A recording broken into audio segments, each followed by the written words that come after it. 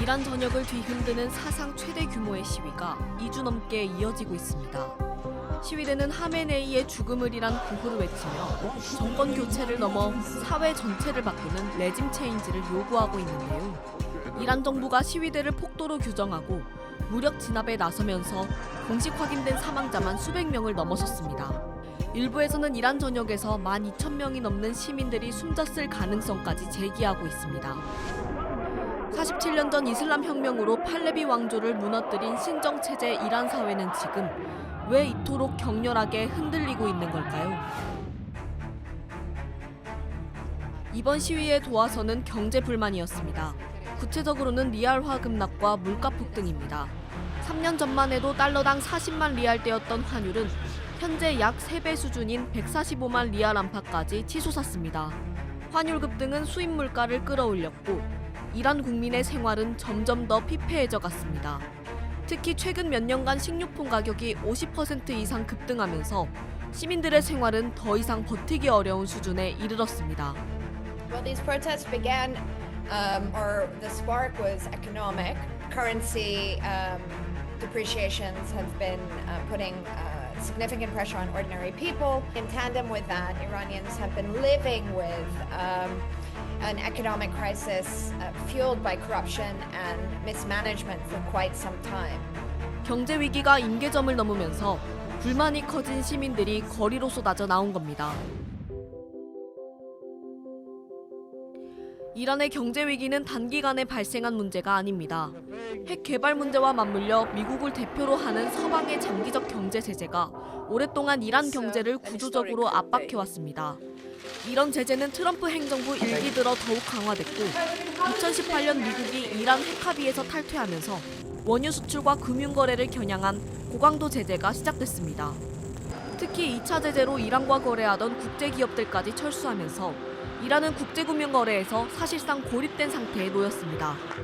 여기에 국가와 준군사 조직이 에너지, 건설, 금융 등 핵심 산업을 장악한 이란 특유의 구조까지 겹치면서 경제 위기는 회복 불능한 상태로 접어들었습니다.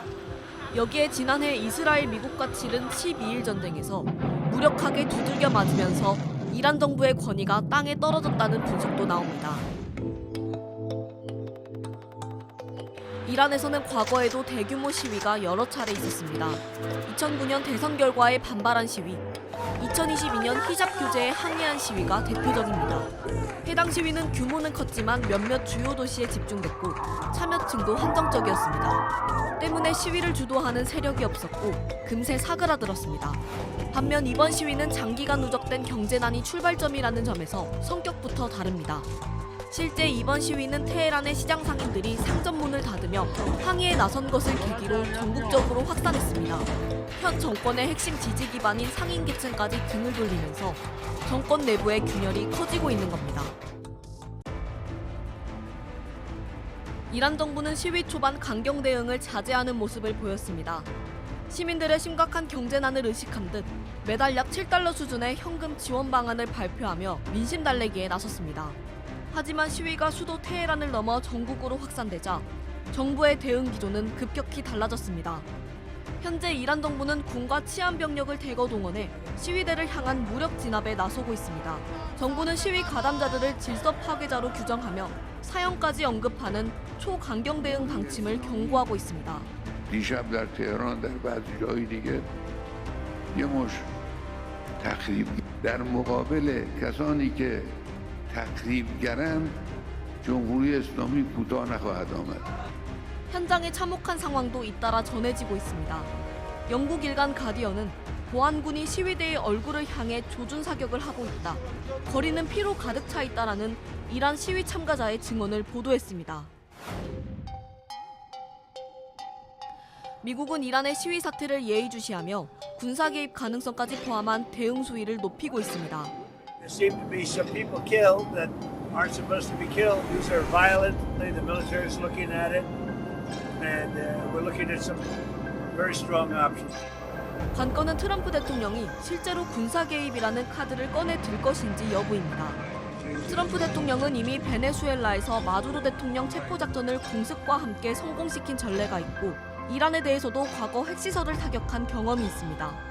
군사적 선택이 성과를 냈던 기억이 있다는 점에서 단순한 경고로만 보기는 어렵다는 분석도 나옵니다. 다만 이란은 중동의 핵심 국가입니다. 군사 개입이 현실화될 경우 중동 전역은 물론 국제사회 전반으로 파장이 확산할 가능성이 큽니다. 주요 변수 중에 하나는 정말 트럼프라는 미국이라는 변수, 베네수엘라 대통령 데리고 갔는데 또 하나의 군사적 작전을 감행할지, 미국이 더 압박을 가하면 하메네이 정권은 더 어려워지겠죠. 이란 지도부는 내부의 대규모 시위와 외부의 군사적 위협이 맞물린 최악의 국면에 직면해 있습니다. 시위는 갈수록 거세지고 있지만 이란 신정체제 47년을 지탱해온 알리 하메네이 체제가 당장 붕괴할지는 아직 미지수입니다. 조직화한 정치적 대안 세력이 뚜렷하지 않기 때문입니다. 그러나 경제 붕괴와 민심 위반이 정권의 핵심 지지 기반까지 흔들고 있다는 점에서 이번 시위는 과거와 분명히 다른 양상을 보이고 있습니다. 여기에 국제적 고립과 미국의 압박, 그리고 트럼프 대통령의 군사적 선택이라는 변수가 더해지면서 이란 정국은 한치 앞을 내다보기 어려운 국면으로 접어들고 있습니다. 내부의 분노와 외부의 압박이 동시에 몰려오는 가운데 이란 신정체제는 출범 이후 가장 중대한 시험대에 올라 있습니다.